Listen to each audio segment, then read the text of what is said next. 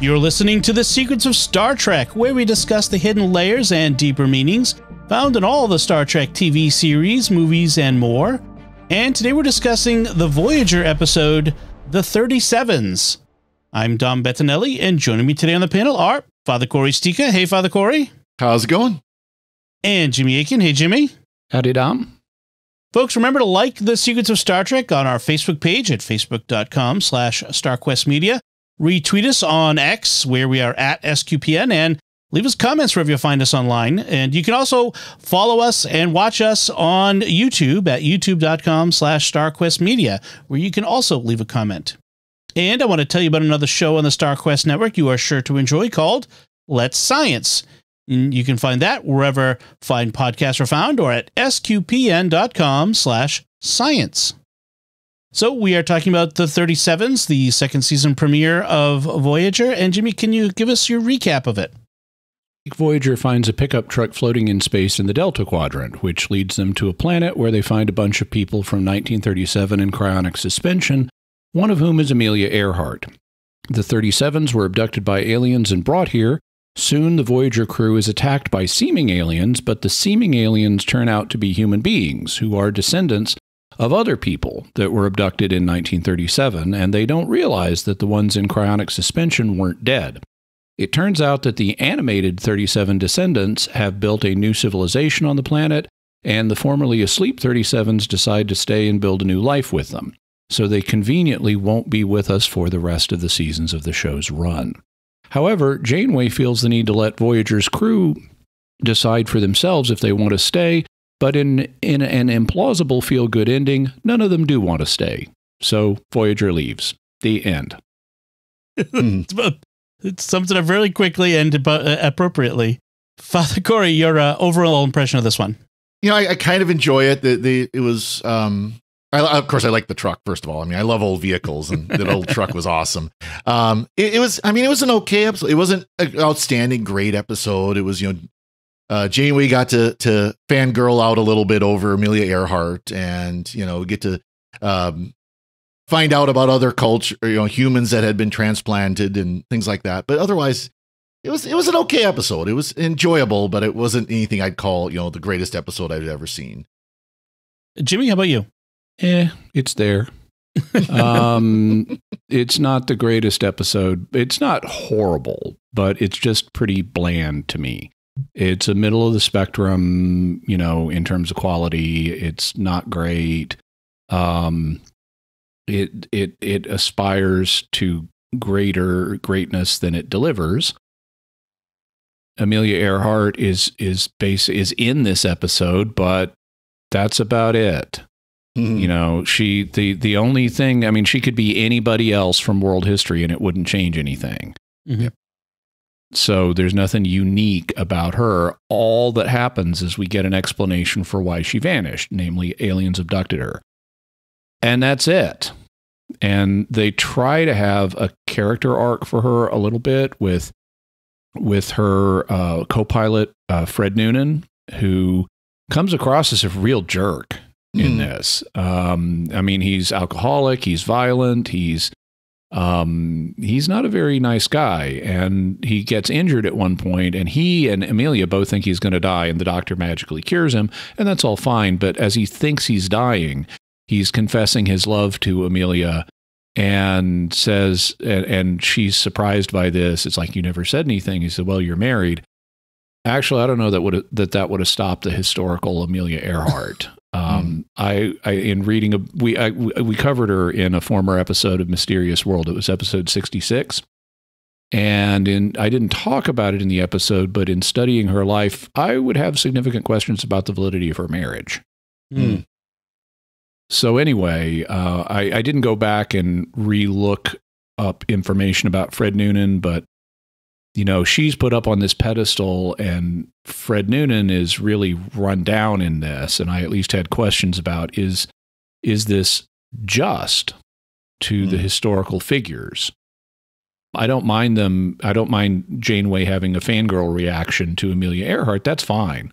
But I had questions about, sometimes when you have historical figures and you want to build somebody up, one of the ways that bad writing does that is by running other people down. This was one of my big criticisms of the movie Apollo 13, where they want to make the Tom Hanks character look like such a hero.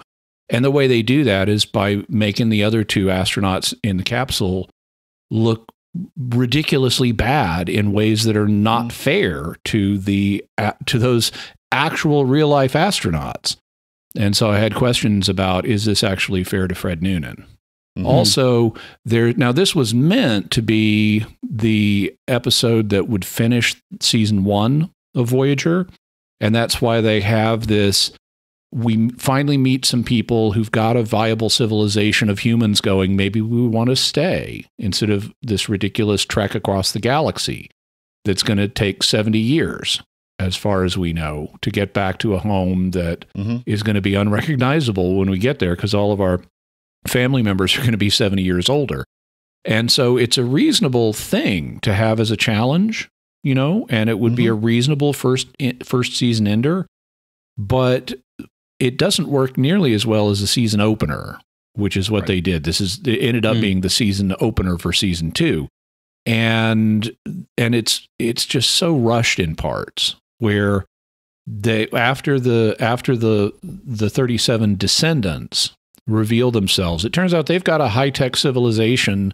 It's different tech than the Federation. You know, they don't know about cryogenic suspension or cryonic suspension. I shouldn't say cryogenic because that's something different, which is weird that you'd have a high-tech civilization that doesn't know about that. But they then say, oh yeah, we've got these 3 cities. There's 100,000 people. We'll show them to you. But only you, the characters, not the audience. And so they visit the cities off the screen and they come back and they're going, wow, those are such impressive cities. And oh, it makes you want to stay. And it's like, no, it doesn't, because we didn't see them. Right. In order to pay this off, you need to show us the value of this civilization, and you didn't do it. And so it doesn't land the way for the audience that it should, if you really want to make staying a credible temptation. Heck, on Battlestar Galactica, New Caprica was a bigger let's just stay temptation than this was. and they took a lazy way out of the ending, because all of the revived 37s want to stay. And that's semi-defensible, because they're even more out of time than the Voyager crew would be after 70 years. But you'd think some of them would want to go back to Earth. And even if it's not for the greatest motives, like they could have the Japanese character. There's one of the revived 37s is a Japanese military guy. So he was plucked out of the Japanese militaristic buildup to World War II.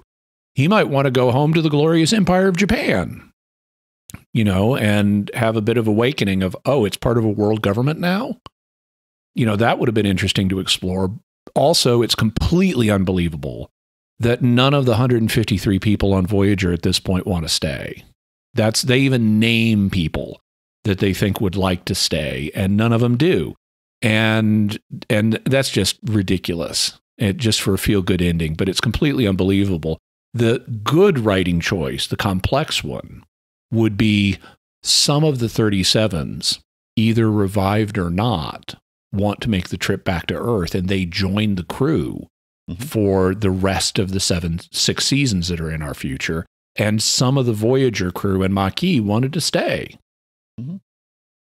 So, going off of what you said about this, they want to make it a season finale. They also had proposed that it was going to be a 2-parter. That was one of the ideas that they had. And there was debate over whether you want to do a cliffhanger for your first season and all this sort of stuff. But the fact is this should have been a 2-parter, like, because as you pointed out, both of you, I think, it lacked emotional punch, because we didn't get the things we needed to see in order for it to matter at all. You know, there wasn't enough of the 37s, and there wasn't enough of this civilization to make us care about either group, as you said.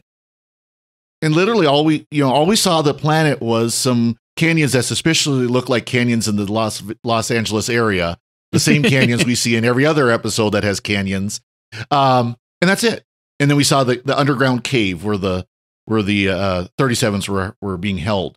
Other than that, we saw Voyager landing on this planet, but might have been the best part. They talk about this. They talk about, oh yes, we were sitting. Yeah, I agree with that. But we were sitting. They're saying, oh, this civilization is developed in parallel with civilization on Earth, and I felt so much like I was on Earth as we were walking through the city. Does that mean the architecture was similar? They developed similar architecture. We know, they developed this peaceful coexistence just like we did on Earth, which is kind of a slam to the Vulcans, frankly, because that meant humans would have done it anyways without the Vulcans' help. Well, things like that. As we've already seen, that's a big lie that the Federation tells itself too. Yeah, exactly. There's not lack of war and poverty in the future. and let's be honest, there's 3 cities with 100,000 people in it. These are not big cities. They're decent sized cities. In Montana, let me rephrase that. In Montana standards, these are metropolises. But by the rest of the world, these are not big cities by any stretch of the imagination. My hometown here in Fayetteville, Arkansas, is all 3 of their cities put together. Yeah. Right. And Fayetteville is not the largest city around. Right. Billings is the largest city in Montana, and it would be the 3 other cities put together. So, I mean, right. Like I said, this would be the regional city that people would go to in Montana, go to their shopping and stuff like that. But beyond that. And so I felt like as much as I liked the ship landing, it wasted time that could have been devoted to these other elements that we needed more of. Right. But also, right. So we have the 37s and all of that should have been them struggling with this. And frankly, TNG already did this. We had an episode where TNG found people from the 20th century who had been frozen and revived in the 24th century or 23rd century, whatever it is at this point. And it's like, we've done this before, and that was actually, frankly, better because we had them struggling and grappling with the future that they found themselves in. Right, and they had real personalities and character arcs, whereas the 37s don't. The only 2 that have any kind of development are Noonan and Earhart, and that's next to nothing. Yeah. Right. And then there's a farmer that has a few lines, but he has no character arc. Yeah. It's not focused on the characters, which is what it should be focused on. Well, and it's not realistic either, because you had, Earhart and Noonan, and then you had the Japanese soldier who you would think would be, knowing the time that he came from, very suspicious of everybody who wasn't Japanese. Right. And then you had the Indian figure, Indian figure, who I don't think said a word this entire episode. Literally just stood in the back, and that was it. There were a bunch of the revived 37s that didn't even have any lines. We didn't learn anything about them. Yeah, such a shame. That was such a lot. One interesting thing was the fact that the Descendants, they didn't make a big deal of this, but they apparently have place name last names. So the lead one was John Evansville, and another one, her last name was Berlin. So for some reason they have city names as last names. One thing too is, okay, the TNG episode, came from people from the 80s. It was supposed to be people from our current time who then in the future, were cryofrozen and then sent into space. So the idea of space travel is known by them. Maybe not widely, it's not to the level of TNG, but it's still known.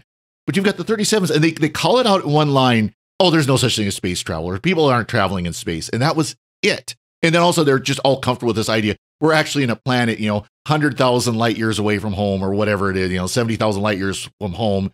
And we're all fine with it now. Okay, cool. You know what would have been a really creative choice, talking about the lack of realism in this. You mentioned how the Japanese guy would have reacted to all these non-Japanese people, and that's certainly a question. What would his reaction be? Now, not all Japanese people in this period were militaristic, but a lot of them were. And so that's an interesting question. But another interesting one is the farmer, because the farmer happens to be African-American, and he's from 1937. Yeah. So he's doing well for himself. He owns a truck.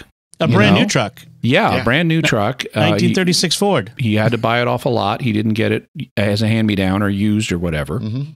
And he owned a farm, and so he's not living hand to mouth. He's not a sharecropper, but he is going to be the victim of a lot of prejudice. Yep. And if we weren't putting all of our 1937 people up on pedestals the whole time, some of them might have displayed some prejudice towards him. And he would have been very interested in the non-prejudiced future that the Voyager crew comes from. And I could have a really interesting springboard for future character development if he said, you know what? I'm not such a big fan of my fellow 1937s. I want to come with Voyager. And then we have him for the next 6 seasons on Voyager, adapting to futuristic society as someone who only has a 1937 background. That would have been incredibly fascinating. They could have had him working with Neelix in the hydroponics bay, learning hydroponic farming instead of land farming, and that could have been very interesting. It could have been interesting. It also could have been a source of mixed emotion for him, because it's like, okay, I'm still a farmer and maybe I'm helping Neelix in the kitchen. So it's centuries later and I'm still the help. Right. And so it could be a mixed adjustment for him. And it could have been fascinating to watch his integration into, ultimately successful, I would say, integration into 24th century society.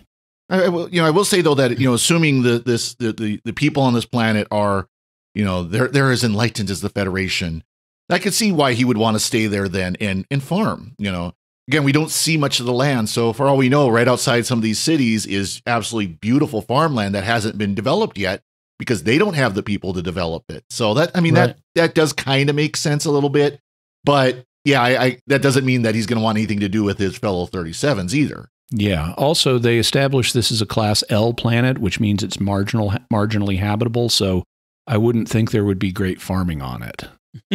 There's some, but yeah, they do an interesting thing with the Class L. They say it's got an argon not oxygen atmosphere, and what we have here on Earth is a nitrogen oxygen atmosphere, and nitrogen is basically, for breathing purposes, it's basically inert. It's not one of the Nobel gases. Nitrogen is element 6, or no, carbon. Anyway, it's nitrogen, it doesn't interact with our lungs really, where it's the oxygen we're interested in. And argon is element 18. Now, argon is one of the Nobel gases, and the reason the Nobel gases are called that is because they're like noblemen. They're snooty. They don't want to mix with other elements. And so as a result, they'll just go through you. The Nobel gases barely interact with anything and only under weird conditions. Right. And so you could be breathing an argon oxygen atmosphere and just metabolizing the oxygen, and the argon just goes in and out. But argon is element 18, so it's heavier than nitrogen by a lot, and that would make it harder to breathe because it would be heavier air in essence. So one of the things that kind of has always kind of been given this episode a negative aspect to me from the start of the episode was all this stuff having to do with the truck. The truck is a problem. Yes, I was going to mention that. Yeah. Why is it in space? Finding traces of rust in space should not be a big deal, especially in the small amounts we're talking about. Oxidization can happen in space because there is oxygen, not floating like an atmosphere, but there is oxygen in comets and other things like that. You can have rust, oxidation. Not to mention what was in the truck when the truck was pushed out into space in the first place. Right. Well, they didn't know about the truck being rusty. Yeah. Like the truck was presumably rusty already, but that's where it comes from.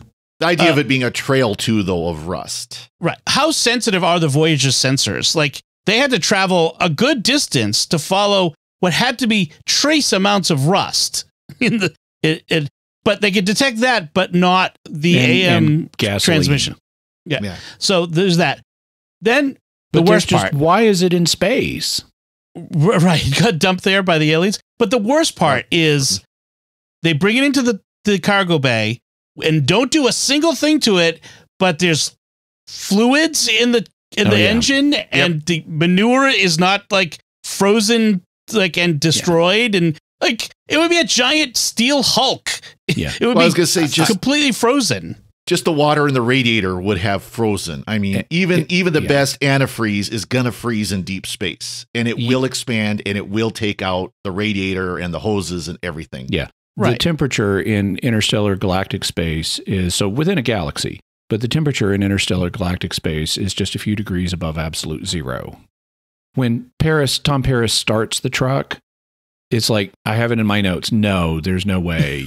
And if this truck had been frozen in space, there is no way you would get it to start afterwards by turning a key. Right. You'd have to replace all kinds of hoses, and the radiator would be shot from the water freezing and expanding and everything. Exactly. Let's just use the absolute best case scenario that there was no water in the radiator at the time, because it was all in the reserve tank, and the oil was fine, and the gasoline was fine and all that. The battery's not going to survive. Mm-hmm. The battery absolutely will not survive. Not 1937 technology batteries. They were all lead acid. It even says this like charging the battery. Like, no, there wouldn't have been. Well, I mean, don't get me wrong. It's cool that they were able to revive the truck, but yeah, Tom should have had to work on it first. Yeah, right. Even the manure, I could say, okay, it quick froze, and it defrosted, and it still smelled. Okay, fine, sure, whatever. Only Paris knows what gasoline is, but they can all identify an old Earth truck, 20th century Earth truck by sight alone. That doesn't make any sense. That he can identify a 1936 Ford by sight. That's very improbable. I don't care how much of a fan of old vehicles you are from the 24th century. That's not happening. I could see him saying something. Oh, this was early 20th century. They even said middle of the 20th century. It's like, no, he probably could have said, well, this is early, maybe mid 20th century vehicle. Yeah, it's probably stamped Ford on the tailgate. Like, okay, I'll give you that. Yeah. All right, then AM radio. There were car radios in the mid 1930s. That's a thing that they had, but they were very expensive, and it would be extremely odd for a farmer's truck to have one. Never mind, as you pointed out, Jimmy, an African American farmer who's, probably not going to be as wealthy as a big time farmer who could afford such a thing. So that was super implausible. He would have had the bare bones pickup truck. Right. And the bare bones pickup truck is picking up an AM radio SOS signal from far enough away that they have to travel at warp 6 for a period of time to get to it. It's been transmitting a long time and must have a really big antenna on that truck. Right. Inside of a massive Faraday cage known as the USS Voyager. Yeah. Right. It just all of those things together. Like, I remember the first time watching this 25 years ago or whatever it was, sitting there, Bob Rice and I, because Bob Rice, the professor at Steubenville, we were classmates, and we watched Voyager together, looking at each other, incredulous at one thing after another. Like, I'm willing to give Star Trek the benefit of the doubt, but this is just too far. The only part of this that I will give them the benefit of the doubt of is that they didn't pick up the AM band signal, because it was so out of date that they just don't. Their computers are just programmed to ignore these signals. These signals do not exist. Right. Yeah. Another thing so one of the things I've pointed out in previous episodes is a lot of Star Trek episodes depend on technological failures to make the plot keep working. There's always transporters are going out, communications are going out, phasers are going out. And well, we have that in this episode too, because we're told that this planet has trinimbic interference in its atmosphere.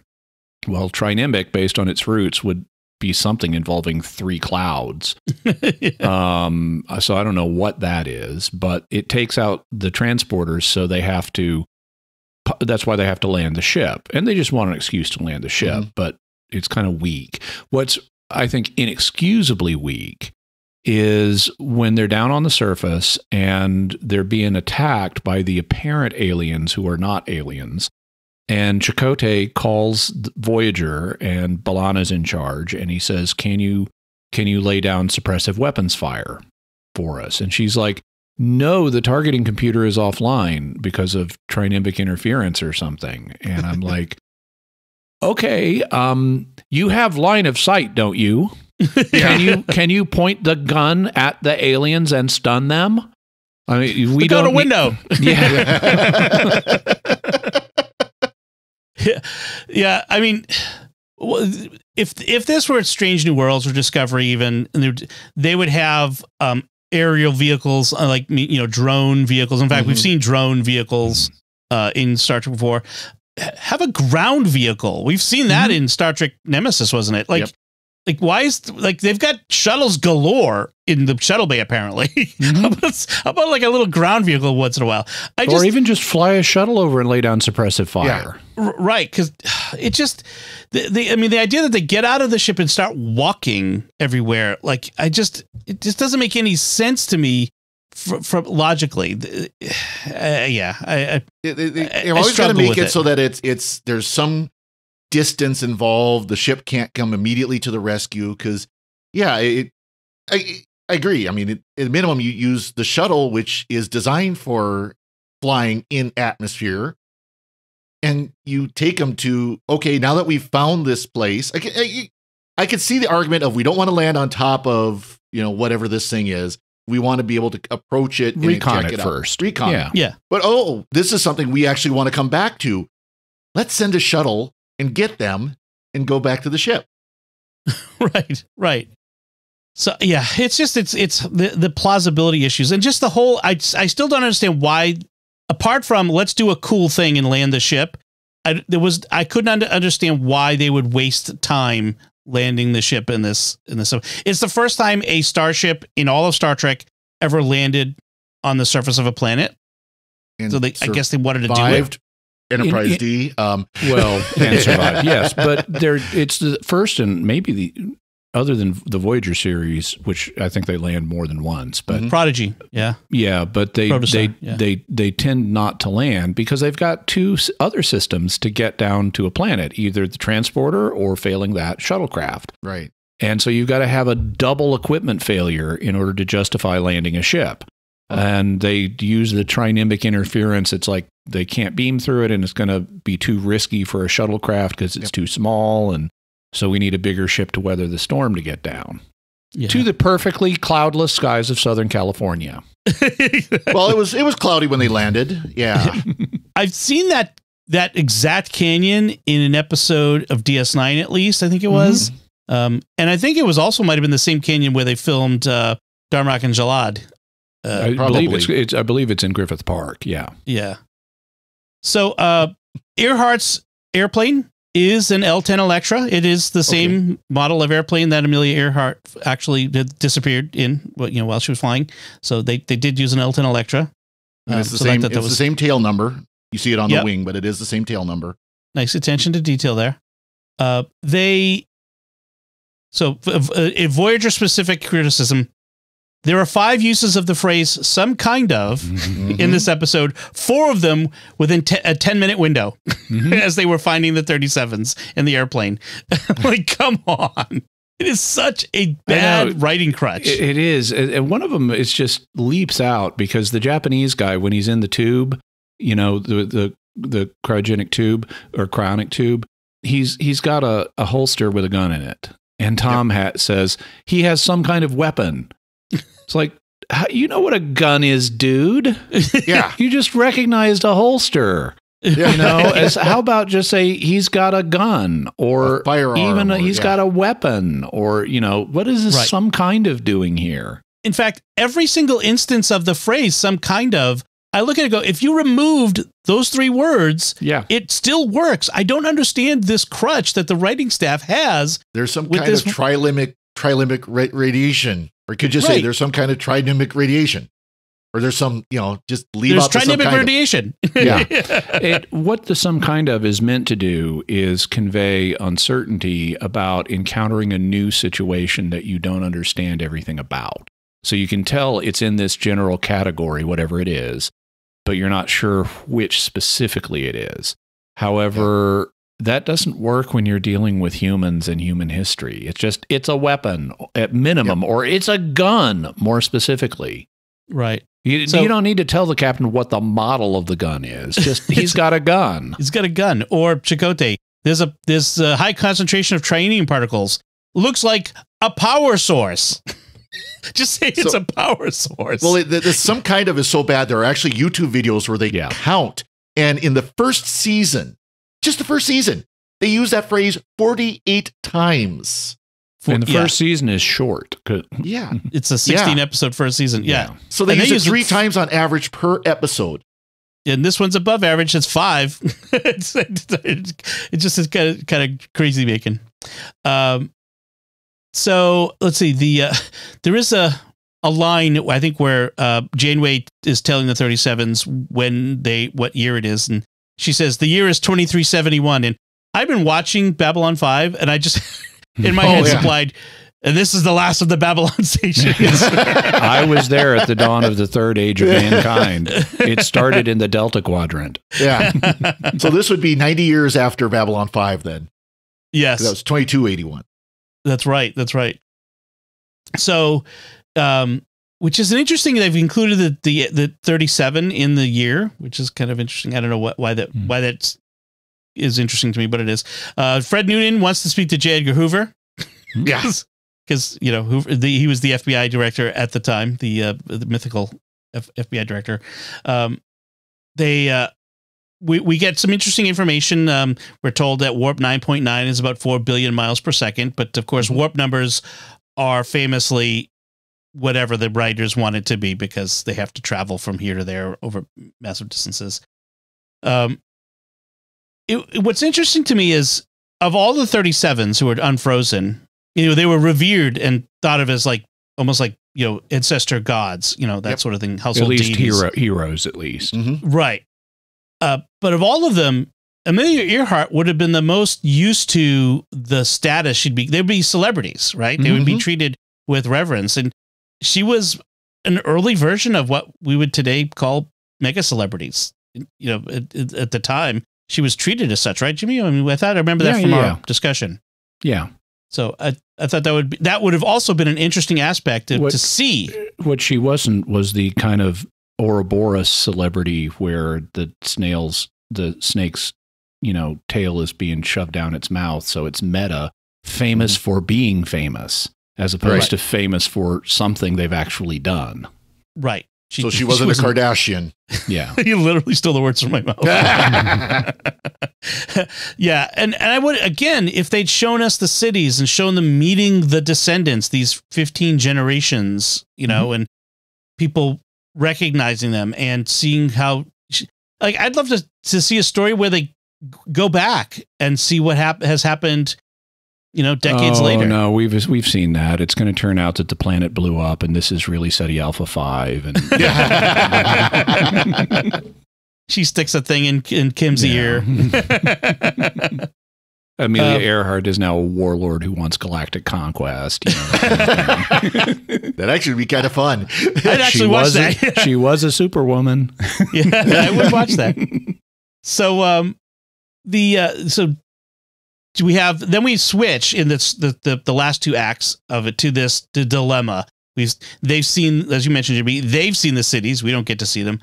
And should they let people stay? And this was supposed to be a big moment of transition for the show where, in the beginning, the first season, there's all this grumbling and the clashing between the Maquis and the Federation crew and